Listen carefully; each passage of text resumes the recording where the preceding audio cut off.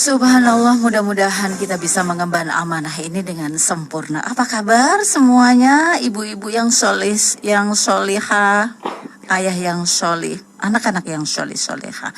Mudah-mudahan semua dalam keadaan sehat walafiat ya, Masya Allah.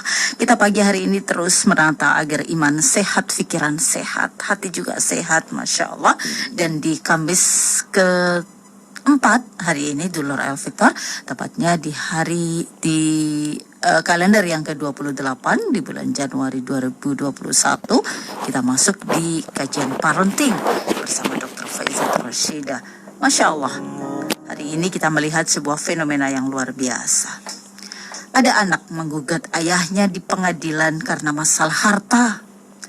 Ada anak membuang ibunya di jalan karena dianggap menjadi beban. Ada anak menganiaya, bahkan membunuh orang tuanya karena permintaannya tidak dipenuhi oleh orang tuanya. Lebih jauh, kelak di akhirat, Allah dan Rasul-Nya juga mengabarkan kepada kita bahwa ada di antara anak-anak itu akan berhadapan sebagai musuh dengan orang tuanya, saling menuntut, menjatuhkan dan menginginkan keburukan menimpa yang lain. Karenanya itu, sekiranya semuanya itu bisa menyelamatkan dari dahsyatnya siksa neraka. Nah, apa sebenarnya yang terjadi? Bagaimana bisa si buah hati dan kecintaan kita, penyejuk mata kita, itu berubah menjadi musuh bagi kita? Maka pagi hari ini akan kita simak di kajian parenting. Dan perbincangan kita pagi ini di Fajar Syiar Al-Fitr bersama Dr. Faizat Rashidah setelah ini ya, dengan satu topik agar penyejuk mata tak menjadi musuh orang tua. Selamat datang di 933 FM Al-Fitr Surabaya. Selamat datang di radio streaming kami Al-Fitr FM Surabaya. Klik saja di Play Store Al-Fitr FM Surabaya dan juga diakses di FB Faizah Rashidah. Setelah yang satu ini kita akan bahas satu topik agar penyejuk mata tak menjadi musuh orang tua. Yang selalu bikin cinta hanyalah satu. Yang selalu bikin cinta hanya Al-Fitr. Alhamdulillahirrabbilalamin. Saat ini di menit ke-9 lepas dari jam 7 masih tetap di Fajar Syiar Al-Fitr bersama saya Nikma Aziz, bersama Dr. Faizah Rashidah. Hari ini akan menjadi bahasan ya, agar penyejuk mata, yaitu buah hati kita, itu tak menjadi musuh orang tua. Kita bergabung bersama beliau. Assalamualaikum Ustazah. Waalaikumsalam warahmatullahi wabarakatuh. Alhamdulillah sangat sehat walafiat nggih. Alhamdulillah Mbak Nima. Alhamdulillah kita semua dalam keadaan sehat sehingga masih diberi kesempatan oleh Allah menyelesaikan apa yang menjadi tanggung jawab kita semua. Alhamdulillah. Saya ingin menyapa teman-teman yang sedang menyaksikan di live FB. Mohon memberikan feedback apakah suara kami terdengar dengan jelas dengan memberikan komentar. Jelas alhamdulillah ya. Jelas, meskipun ya? Menggunakan masker jelas insya Allah. Alhamdulillah. Memang harus ini dilakukan semuanya Ustazah. Iya. Seperti ini kita harus tetap bertahan di tengah-tengah pandemi yang seperti ini. Apalagi sekarang ditambah, jangan cukup dengan 3M, tambah 2M lagi. Apa itu? Tapi nggak perlu sampai 17M ya. Seperti yang melakukan korupsi bansos sampai mengumpulkan 17M, enggak ya? Bukan ya. 17M. Ya, 3M tetap memakai masker, disiplin memakai masker, mencuci tangan, menjaga jarak, ditambah dengan mengurangi mobilitas, ya, membatasi mobilitas dan menghindari kerumunan. Mengurangi mobilitas. Kecuali sangat membutuhkan ya. Menghindari kerumunan. Mobilitas di sini adalah aktivitas begitu. Aktivitas keluar rumah kemana, ketemu sana sini dengan orang kan mobilitas. Artinya kalau tidak begitu penting, kalau tidak urgent, itu tidak usah dilakukan, begitu ya. Ustazah, dalam hal seperti ini ya, di tengah-tengah seperti ini, memang harus istirahat Ustazah nggih. Ya, pandemi ini semoga cepat berlalu dengan ada kontribusi yang sekecil apapun yang bisa kita lakukan ya Mbak Nima. Minimal dengan apa disiplin kita melakukan 3M itu, kita mengurangi beban kemungkinan atau peluang orang sakit yang kita tidak tahu. Di antara mereka bisa jadi ada yang harus dirawat di rumah sakit, sementara rumah sakit hari ini itu sudah full ya. Jadi Iya, betul. semoga dengan melakukan 3M itu nanti ditambah dengan usaha terbaik dari pemerintah melakukan 3T ya, 3T. memperbanyak tes Oke. ya, supaya bisa dipisahkan antara yang sakit dengan yang sehat, karena perintah hadis juga begitu, jangan dicampur hewan yang sakit dengan hewan yang sehat ya. Itu hewan ya? Hewan saja kalau ada yang sakit disuruh misahkan gitu loh. Kalau kemudian di sini di masa pandemi begini ada yang terinfeksi, itu harus segera dideteksi dengan tes ya. Lalu juga di tracing dia sudah pernah interaksi dengan siapa saja untuk segera dilakukan tes. Yang kemudian terbukti sakit ya harus segera ditreat ya. Treat itu dirawat, diterapi. Harus begitu memang Harus Ustazah, begitu. ya, Dan itu seperti sebagian ya. dari syariah dalam masa pandemi Mbak Nima. Memang khusus. Jadi memang harus ada upaya seperti itu yang harus dilakukan. Nah, Iya. Ustazah, maaf sekali sebelum berbicara soal ini ya, terutama yang OTG ini kan sulit ya, karena mereka tidak ada gejala apapun Iya. gitu ya. Mm-mm. Nah, ini saran untuk yang sekarang ini lagi OTG dan sebagainya, karena tanpa gejala dan mereka sehat-sehat saja kan. Betul. Dan kalaupun misalkan nanti ini kan sedang dalam proses vaksin ya, Nggih. penyelesaiannya mungkin sampai 2 tahun ke depan mungkin menyelesaikan vaksinasi untuk penduduk Indonesia yang dibutuhkan supaya bisa dapat herd immunity. Kalau memang nanti bisa terhasilkan herd immunity itu. Tapi yang jelas seandainya pun kemudian masyarakat itu kemudian sudah mendapatkan vaksin, itu tidak bermakna dia jadi manusia super ya. Yang kemudian jangan mencontoh apa yang dilakukan oleh Raffi, dan Raffi sudah minta maaf ya setelah divaksin kemudian dia melakukan pesta-pesta di ruangan tertutup tanpa menggunakan masker, tidak ada protokol kesehatan. Itu sesuatu yang salah. Oke. Karena ketika vaksin itu yang bisa dia fungsinya itu saat ini adalah mengurangi gejala bagi orang yang dia terinfeksi. Oh, oke. Jadi kalau dia ada vaksin itu, dia sendiri itu seandainya kemudian terinfeksi itu nggak sampai pada jatuh kepada kondisi yang berat. Oke. Dan itu sangat membantu untuk mengurangi beban rumah sakit ya. Alhamdulillah. Tapi bukan berarti dia tidak bisa menularkan atau dia tidak bisa ketularan.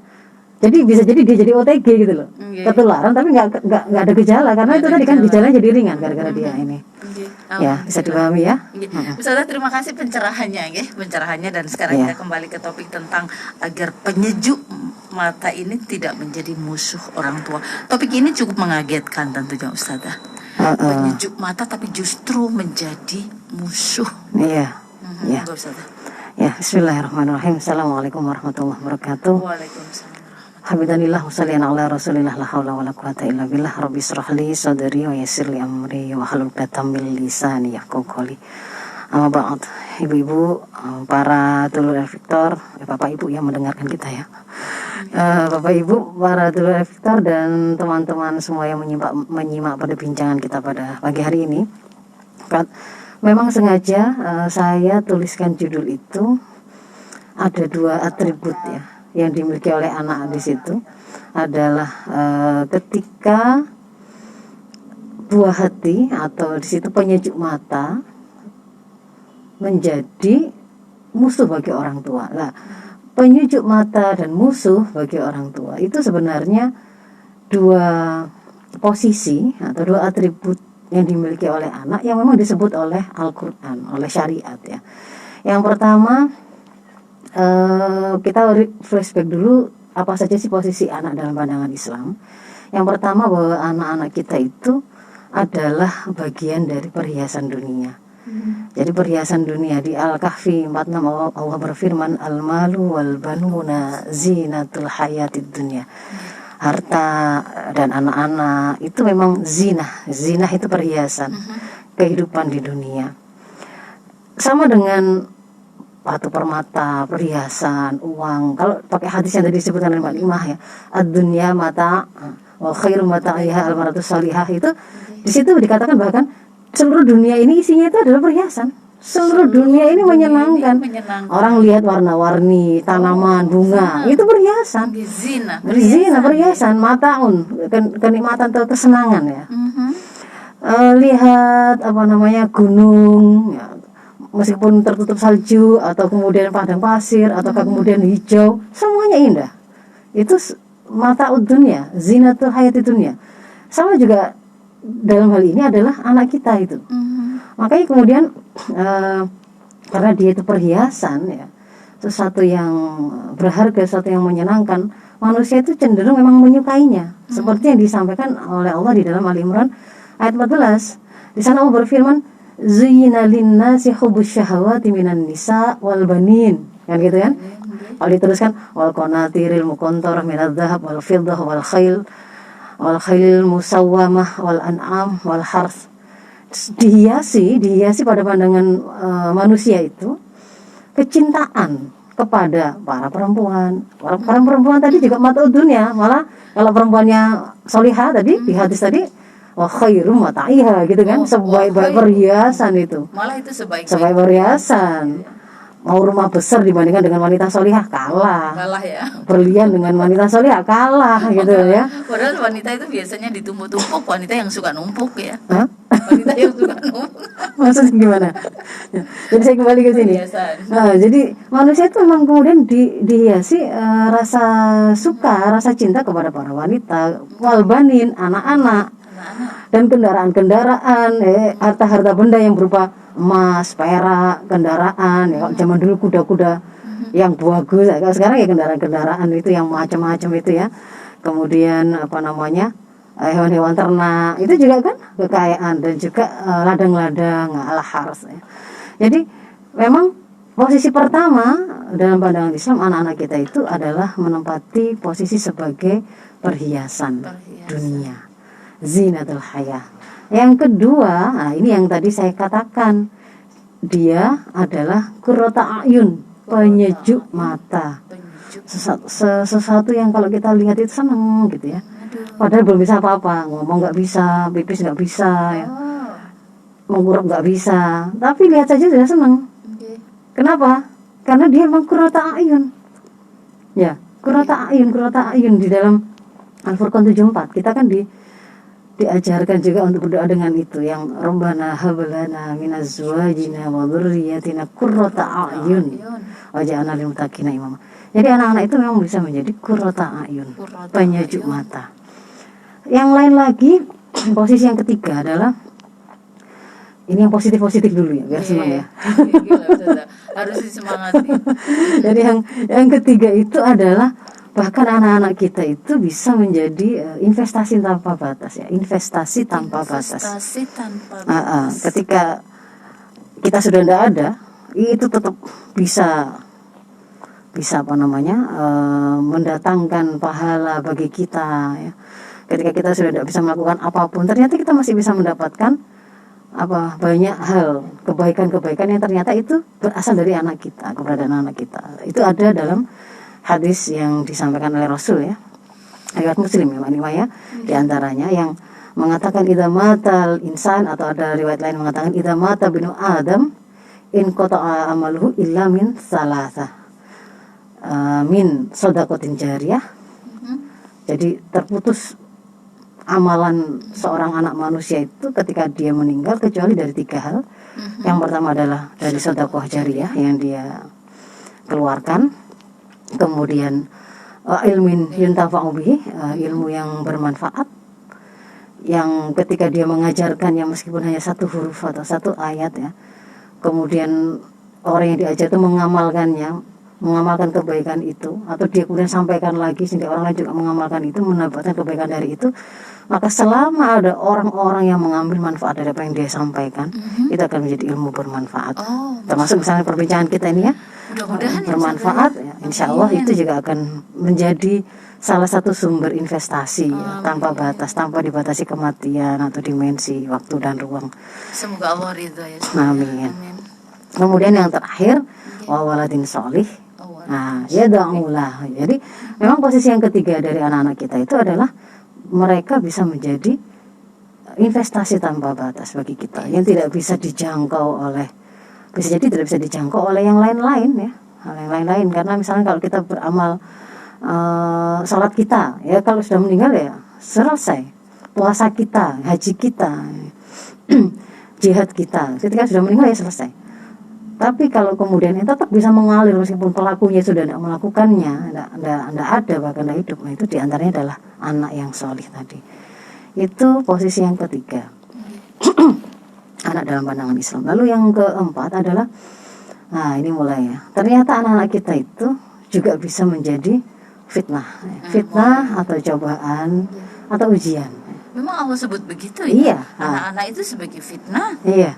Mhm. Jadi di Al-Anfal 28 di sana Allah berfirman, wa'lamu annama amwalukum wa auladukum fitnah. Fitnah. Langsung ya, jelas. Iya. Ketahuilah oleh kalian bahwasannya harta kalian dan anak-anak kalian itu bisa menjadi fitnah. Fitnah itu bisa maknanya ujian ya, bisa maknanya cobaan. Jadi ada yang fitnah itu misalkan terlahir dalam keadaan qadha-nya tidak sempurna, sehingga kemudian ya itu menjadi ujian kesabaran orang tuanya. Atau anak itu kemudian ternyata melakukan kemaksiatan atau kerusakan dalam perjalanan hidup mereka, yang itu juga menjadi ujian bagaimana orang tuanya kemudian menghadapinya. Atau nggak usah ya pakai yang nggak normal gitu, yang normal saja ya. Contohnya ngajari anak gitu, bisa jadi ujian. Ya kan? Padahal cuma ngajari anak normal loh ini. Anak normal pandemi ini kan orang tua kan jadi guru. Karena mereka mengajari anak-anaknya sendiri, anak-anak kecintaan mereka, buah hati mereka, penyejuk mata mereka tadi ya, ini akan menjadi investasi tanpa batas bagi mereka sendiri. Itu ternyata bisa sampai membuat itu ya memang ujian. Sampai bisa jadi menjatuhkan orang tua itu, melakukan kemaksiatan, membentak yang tidak diperlukan begitu, memukul dan seterusnya. Yang itu berarti kan itu jadi ujian. Apakah nanti orang tuanya juga lulus apa enggak gitu kan? Nah, yang berikutnya ini adalah yang menjadi judul kita tadi, musuh. Ternyata anak itu selain juga dari bisa jadi fitnah, bisa jadi ujian atau cobaan, bahkan bisa jadi musuh.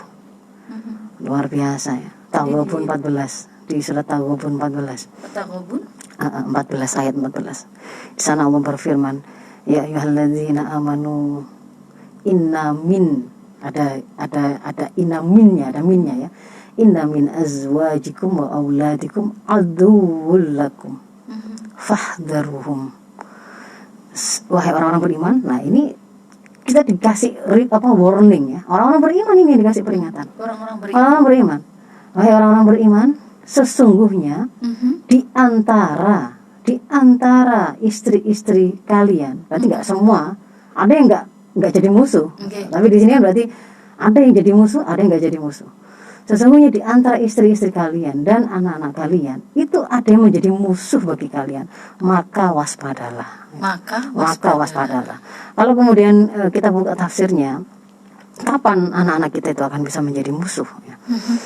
Kapan istri kita itu akan jadi musuh? Ketika menjadi musuh. Kalau sampai anak atau istri tadi, karena kecintaan kita kepada mereka, ternyata malah membuat kita itu jadi bermaksiat kepada Allah, menjauh dari Allah, meninggalkan apa yang diperintahkan oleh Allah, atau bahkan kemudian melakukan keharuman yang itu merupakan kemaksiatan kepada Allah.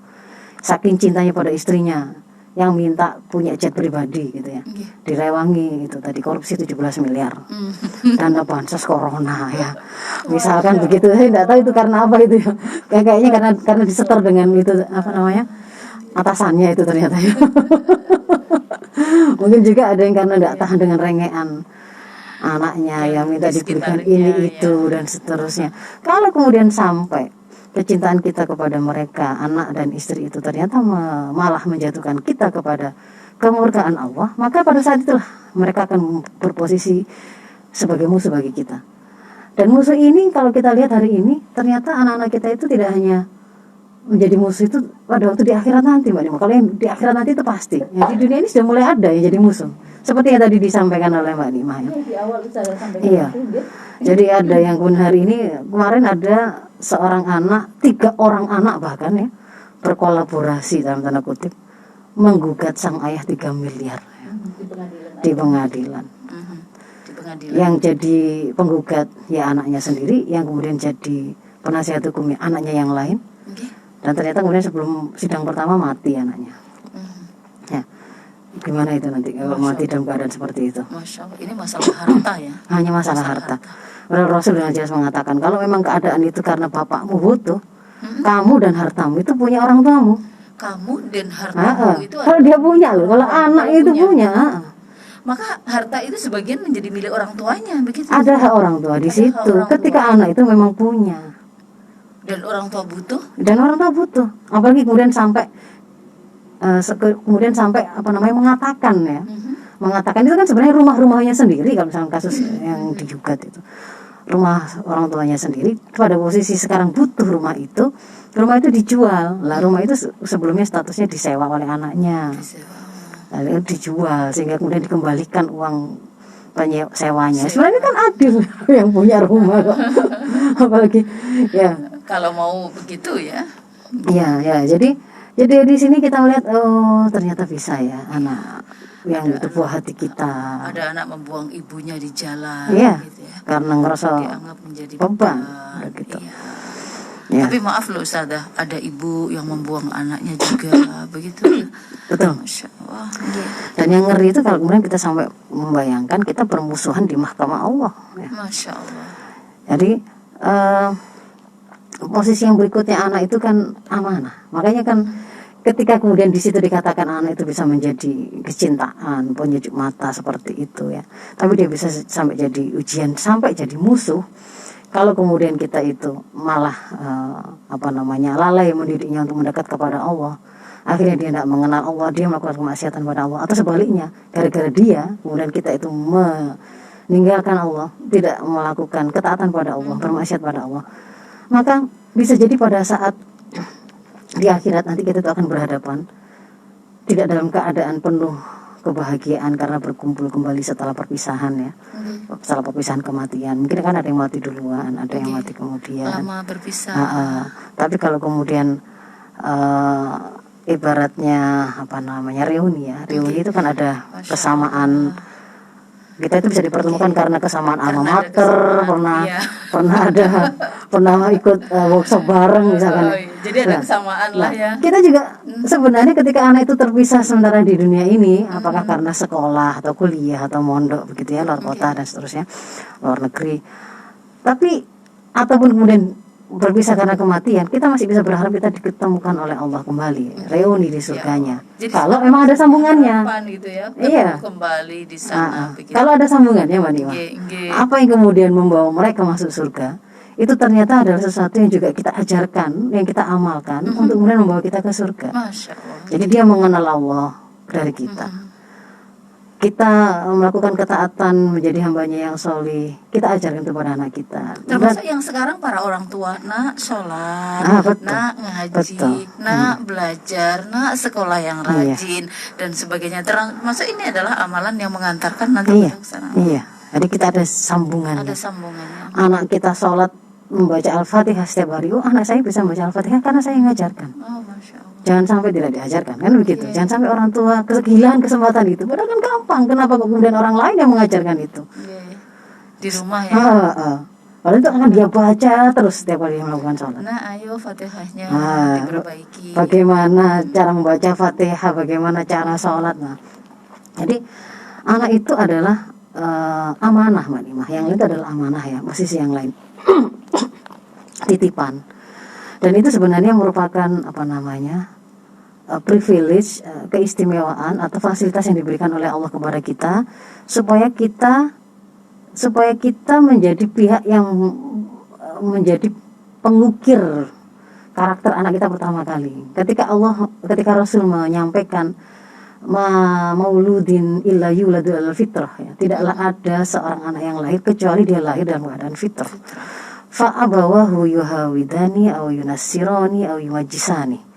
Maka kedua orang tuanya lah kan yang dikatakan di situ yang akan merubah fitrah anak itu sampai dia kemudian berubah jadi seorang Yahudi kah, seorang Nasrani kah, atau seorang Majusi kah. Nah, yang dimaksud dengan fitrah di situ, anak itu sejak ketika dia dilahirkan, dia itu membawa fitrah untuk beriman pada Allah, untuk taat ketika mendengar seruan Allah. Dan itu sudah dipastikan oleh Allah sebelum dia dilahirkan di masa alam ruh itu, dia dipersaksikan kembali kan. Alastu birabbikum gitu kan ya. Allah itu bertanya kepada para ruh-ruh yang belum dilahirkan itu. Mereka menjawab qalu bala syahidna, benar. Benar ya Allah, kami menyaksikan, kami bersaksi ya. Memang engkau lah Tuhan kami. Fitrah manusia Fitrah, itu aslinya seperti fitrah itu. anak kita itu sebenarnya itu bukan untuk jadi penjahat, bukan. Jadi ketika dia dilahirkan, dia itu membawa fitrah akan iman kepada Allah dan akan mudah untuk taat kepada perintah Allah karena dia itu mengakui memang Allah itu Tuhannya.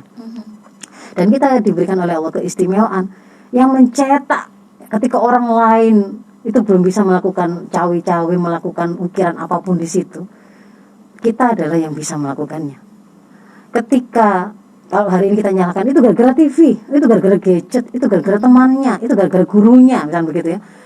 Loh, kan sudah dikasih privilege oleh Allah itu, sudah dikasih keistimewaan. Orang tua itu pasti dia jadi guru pertama bagi anak-anaknya. Ibunya misalkan, ibunya sejak di kandungan orang lain itu belum bisa memegang anaknya, ya, tidak bisa beri pengaruh pada anaknya, dia sudah bisa memberikan pengaruh di situ. Detak jantungnya bagaimana, dalam keadaan mental tenang, ataukah bersyukur, ataukah tidak menerima, ataukah galau, ibu sudah bisa ngasih pengaruh. Ketika orang lain itu tidak bisa ngapa-ngapain, dia sudah bisa memilihkan nutrisi. Kalau bapak bahkan jauh lebih dulu dari itu, ketika dia diperintahkan oleh syariah ini, dan itu menjadi bagian dari hak seorang anak adalah dia wajib mencarikan ibu yang solihah, yang baik untuk anak-anaknya. Untuk Anak-anaknya, berarti kan itu bapak duluan. Okay. Karena sebelum ada anak itu, bapak dulu yang kemudian diperintahkan untuk memenuhi apa yang menjadi haknya, yaitu diantaranya ibu yang solihah, ibu yang baik. Itu. Jadi ketika misalkan hari ini ada orang tua yang ada riwayatnya di masa Umar bin Khattab itu, seorang bapak ya datang mengadukan kedurhakaan anaknya. Dia begini. Lalu sang Umar mengatakan, betul begitu nak? Lalu sang anak bertanya, apakah ada kedurhakaan yang dilakukan oleh orang tua pada anak? Umar bin Khattab menjawab, ada. Apakah enggak ada hak anak atas orang tuanya? Iya ada. Apa itu? Pertama, memilihkan calon ibu yang baik. Yang kedua, memberinya dia nama yang baik. Yang ketiga, mengajarkan Al-Quran. Lalu sang anak mengatakan, bapak saya tidak memenuhi satupun dari apa yang menjadi hak saya itu. Ibu saya itu adalah seorang budak hitam yang buruk perangainya, yang dia beli di satu pasar dengan harga sangat murah. Lalu dia setubui. Ketika saya lahir, saya diberi nama yang kalau diterjemahkan hari ini itu curut tikus kecil ya. Itu kemudian, dan dia tidak pernah mengajarkan kepada saya satupun ayat Al-Quran. Kalau begitu, kemudian setelah Umar mendengar jawaban sang anak, maka dia mengatakan kepada sang bapak, kamu sudah mendurhakai anakmu dulu jauh sebelum anakmu durhaka padamu. Masya Allah. Jadi itu keistimewaan loh gitu. Jadi maksudnya orang tua itu sampai bapak dan ibu itu ketika Allah mengatakan anak ini sudah dilahirkan dalam keadaan fitrah gitu loh. Jadi kamu nanti yang akan menentukan. Kenapa? Karena sejak awal yang punya tangan pertama, pengaruh pertama, guru pertama, sekolah pertama, kepala sekolah pertamanya itu bapak dan ibunya. Jadi orang Jawa yang ngukir gitu ya. Iya, yang ngasih fondasi dasar bangunan anak itu ya orang tua. Jadi tidak bisa kemudian dia iki salah gadget, iki salah temannya, iki salah sebelum temannya belum kenalan.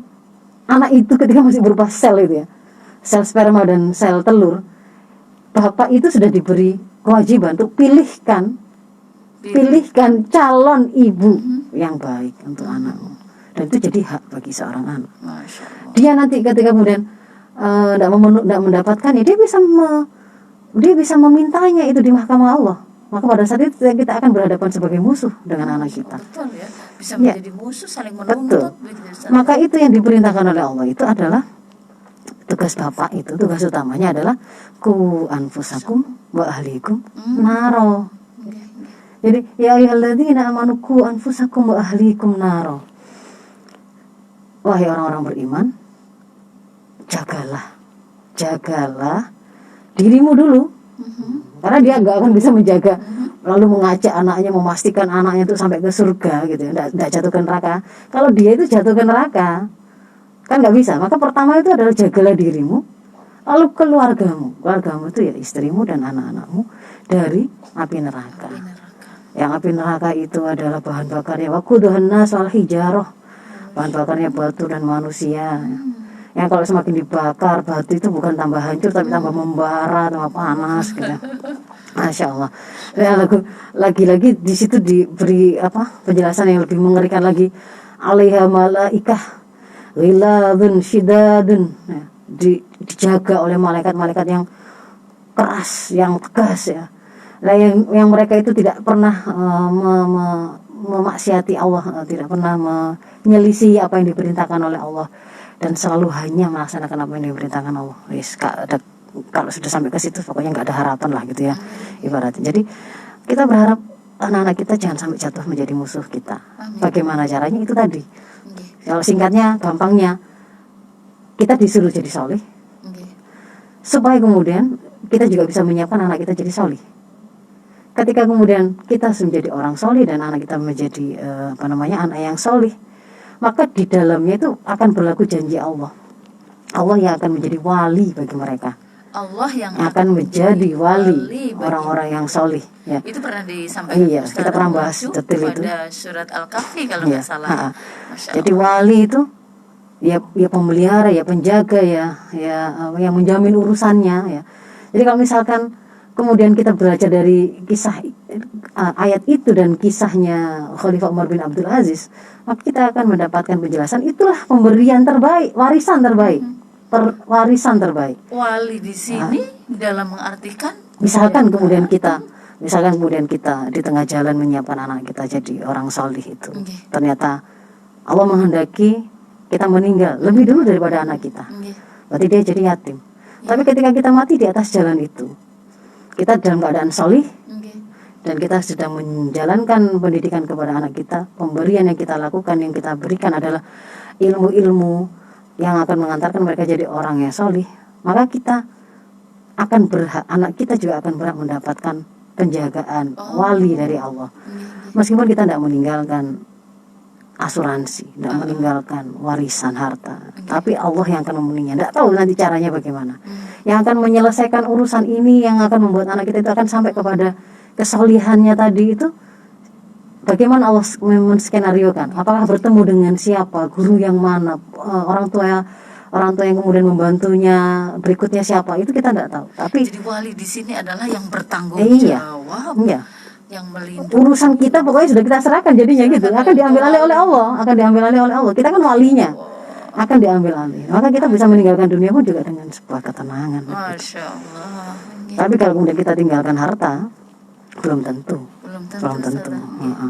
Saya kira mungkin itu biar ada kesempatan interaktif. Dulur silakan kalau mau bergabung di 0812349399 saya ulang kembali di 081234939990 atau di 0318419393. WhatsApp di nomor yang awal tadi ya. Saya bergabung dulu untuk di 90. Assalamualaikum. Salam. Ya, dengan Ibu siapa ini? Alhamdulillah. Ya, dengan Ibu. Ibu siapa? Cici. Ibu Ici. Isti. Ya sudah. Iya, silakan Ibu, ini kayaknya pendengaran saya deh. Inggih. Silakan Ibu. Mau tanya di luar tema boleh ya Mbak Nima? Tema, nggih. Kayaknya feedback karena dekat dengan radionya. Iya, radionya keras ya, suaranya ya. gini Mbak Nima. Nggih. Assalamualaikum budak. Bisa bagi. Monggo. Assalamualaikum Bu.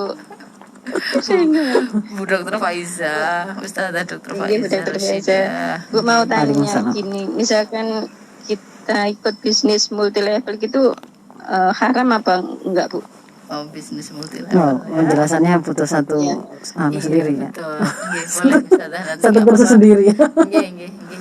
Kita terima Iya. saja dulu Iya. pertanyaan ya. Oke, Iya. nggih, Ibu. Ya udah kita aja. Makasih. Oke, Assalamualaikum. Waalaikumsalam. Waalaikumsalam Yenti Sukodono, terima kasih. Jelas penangkapan Anda di sana.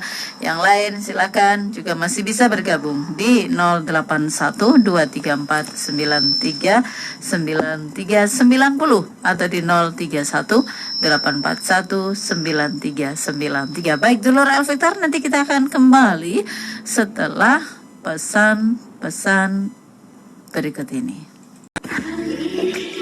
Esok pagi selalu terlintas di sanubari Radio Ervita.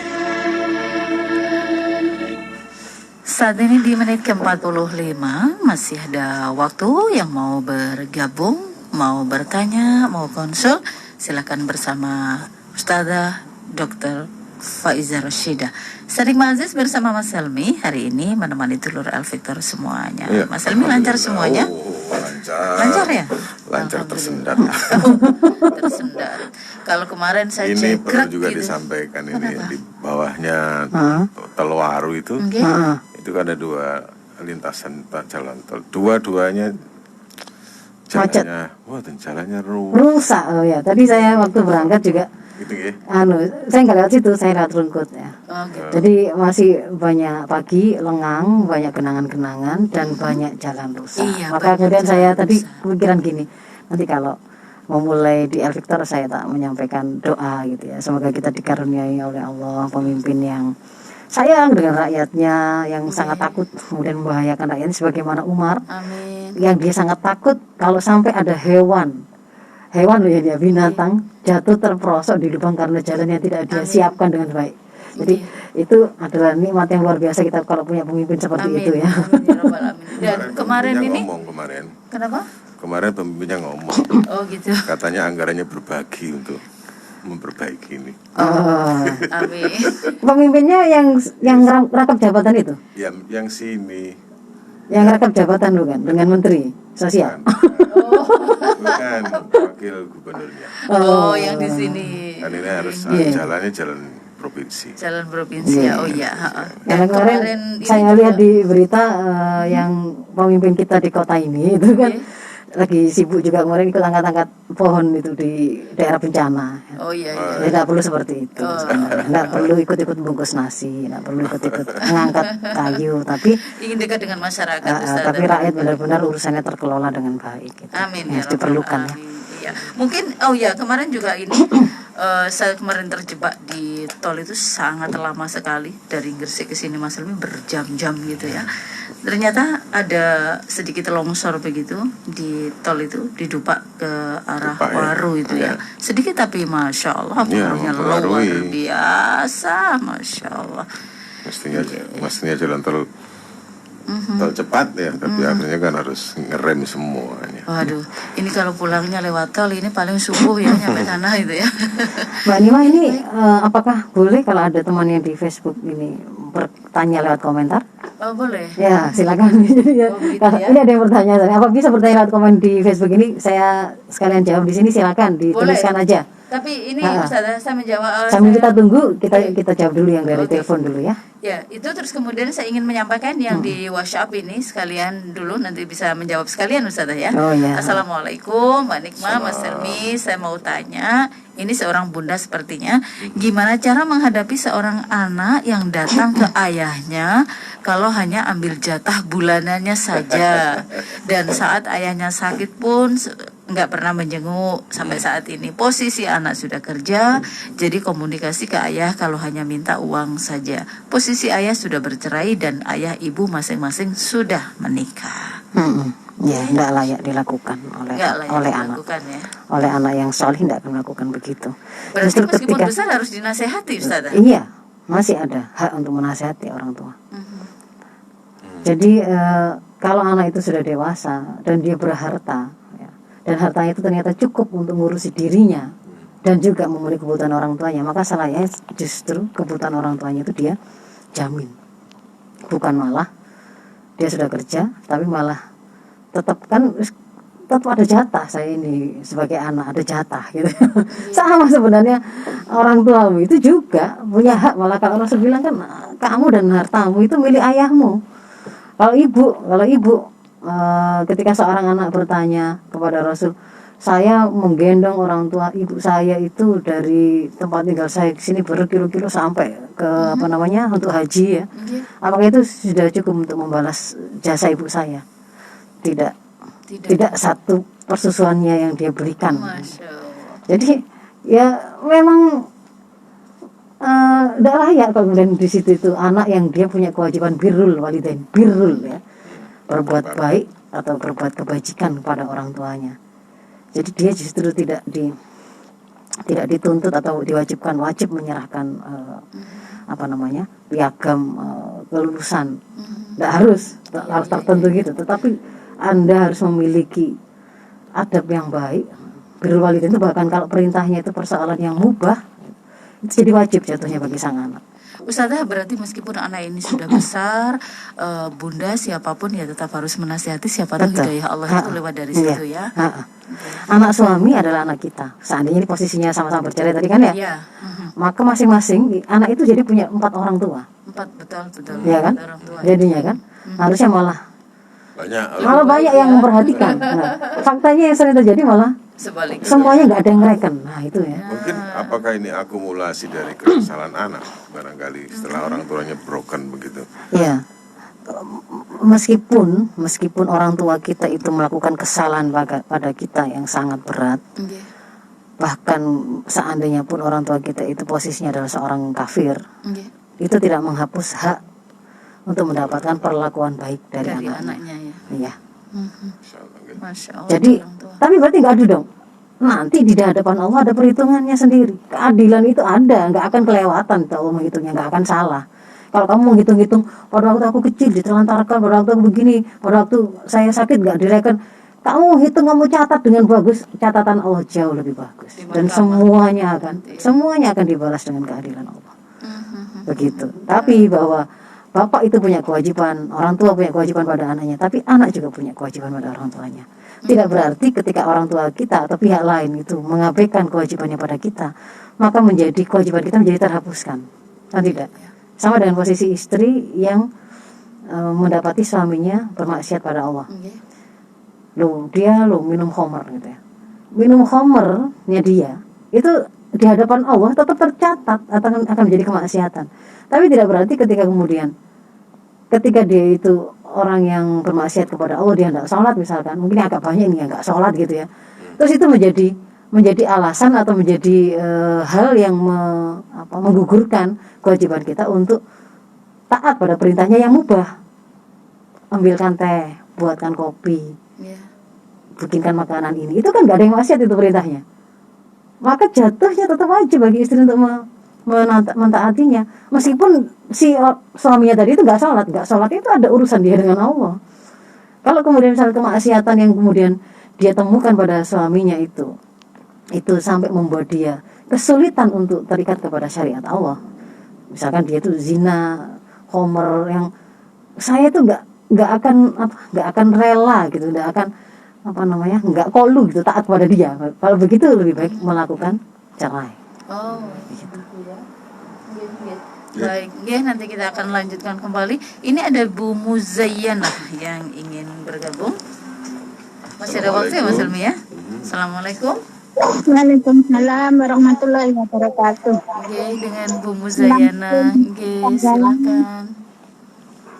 Ini menanyakan soal anak sama orang tuanya,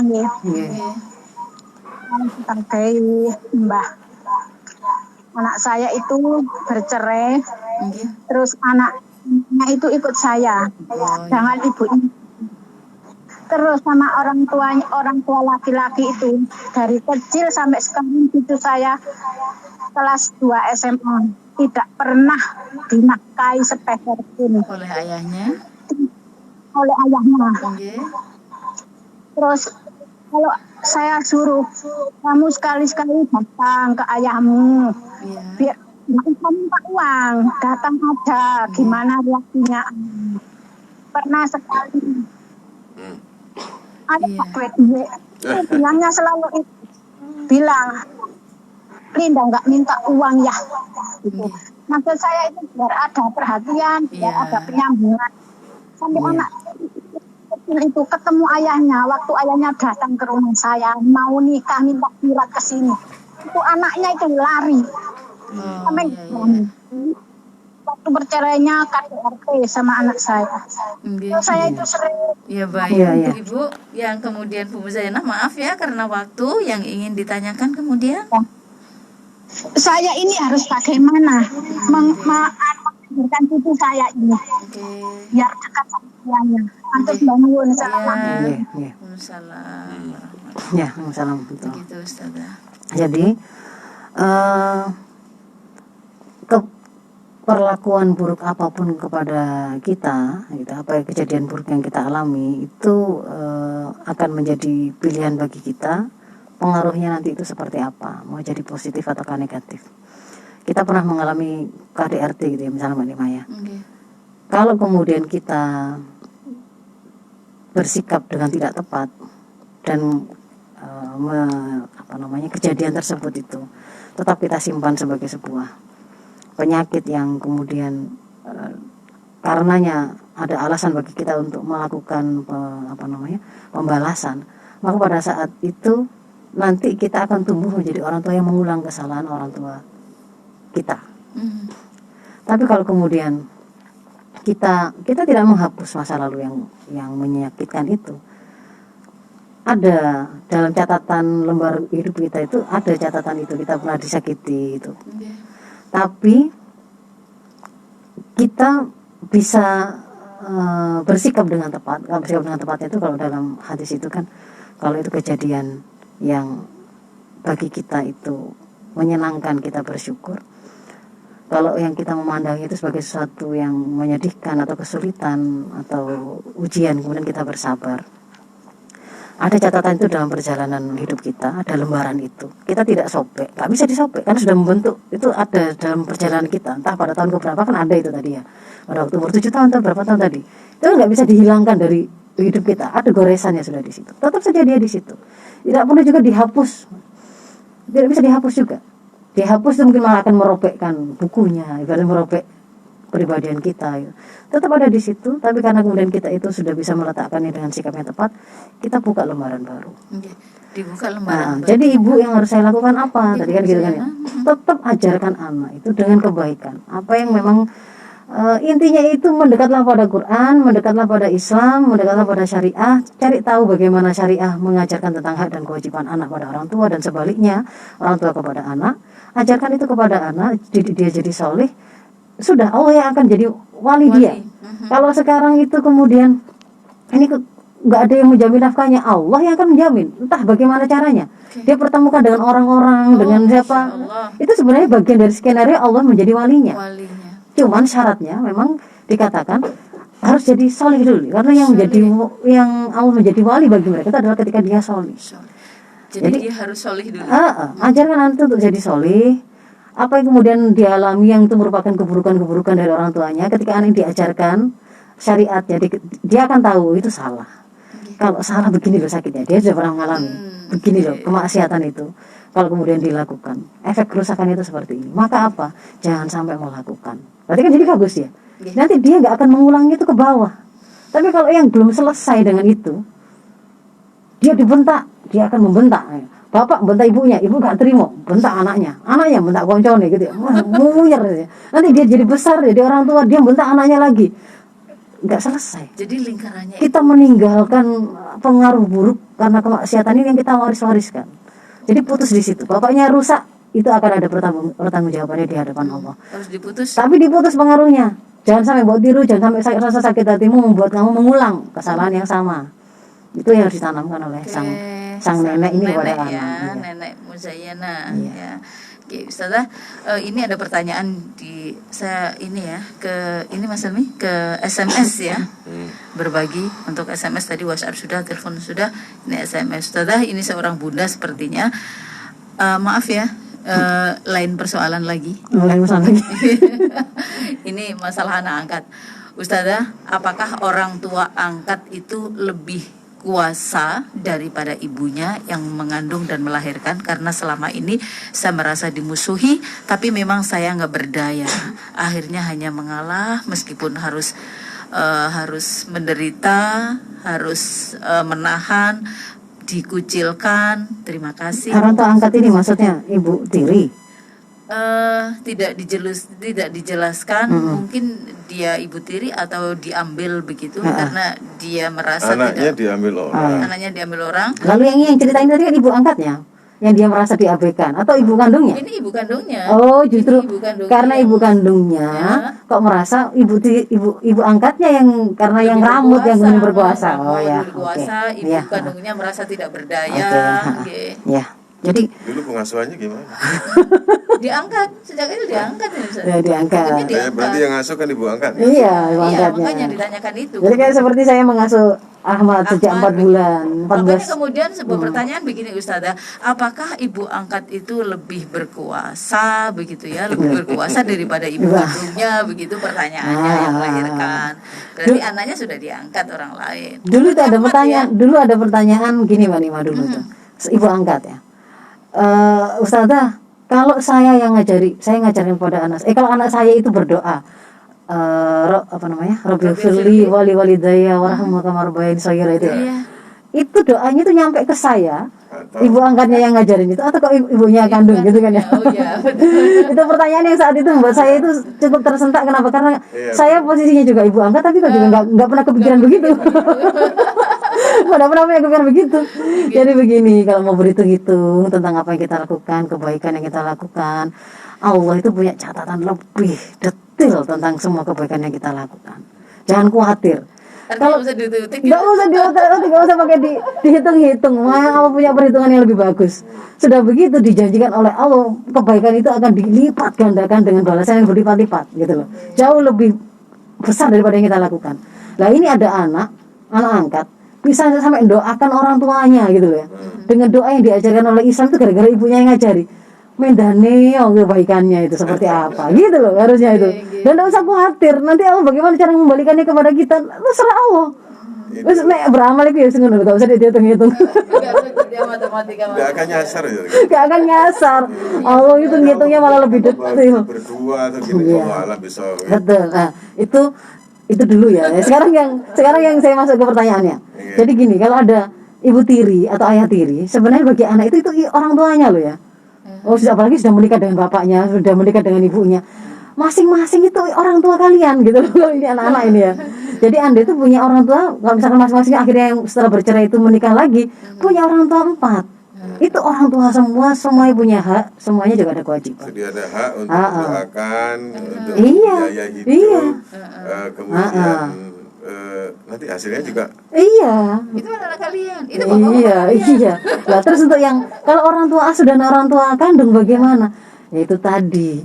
Sebenarnya orang tua kandung itu dia itu memang punya punya posisi sebagai orang tua yang tidak bisa dihapus, dan Allah telah melekatkan pada identitas sebagai orang tua itu ada kewajiban-kewajiban yang harus dilakukan oleh sang anak, namanya birrul walidain.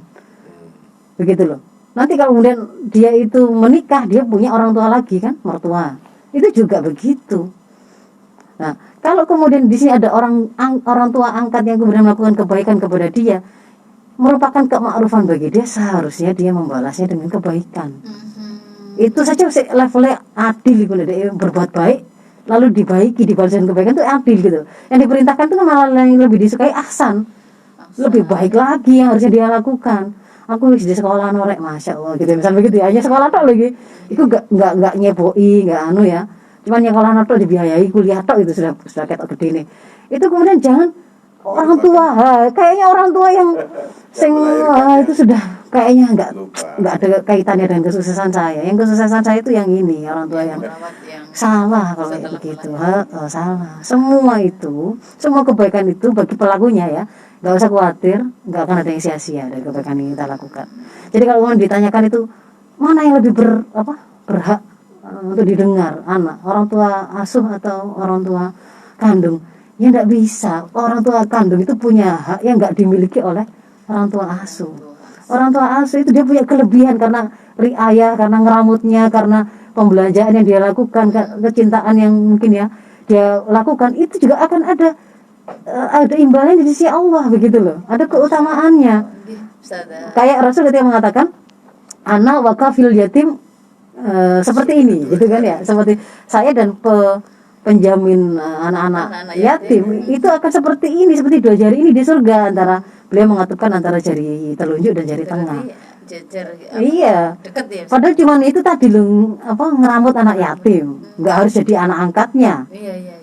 tapi cukup juga memelihara urusan anak-anak yatim tadi, itu dijamin oleh Rasul begitu. Jadi nggak usah khawatir gitu loh. Yang orang tua asuh jangan kemudian malah memutuskan silaturahim anak dengan ibu atau orang tua kandungnya, karena itu malah keharaman. Kalau sampai malah anaknya memusuhi orang tuanya atau putus hubungan, kok angel men ya aku kontak anakku, telepon anakku, nggak boleh, pengen ketemu nggak boleh, malah haram gitu loh. Ustazah, kalau masih terjadi seperti ini berarti memang kewajiban saling mengingatkan. Saling kembali mengingatkan. Ya. Oke. Ustazah, terima kasih. Mohon maaf, Masya Allah ya, terlalu lebih sampean ya. Iya. Yang di Facebook mohon maaf tidak bisa dijawab ternyata karena waktu. Saya mohon maaf kalau ada hal kurang berkenan. Afu minkum ihdinas siratal mustaqim. Assalamualaikum warahmatullahi wabarakatuh. Waalaikumsalam warahmatullahi wabarakatuh. Masya Allah, Mas Helmi, perbincangan ini semoga disertai dengan hidayah Allah. Kita harus segera pamit undur ya. Amin. Mohon maaf semuanya. Saya Helmi Ansori. Saya Nikma Aziz, billahi taufiq wal hidayah. Assalamualaikum warahmatullahi wabarakatuh.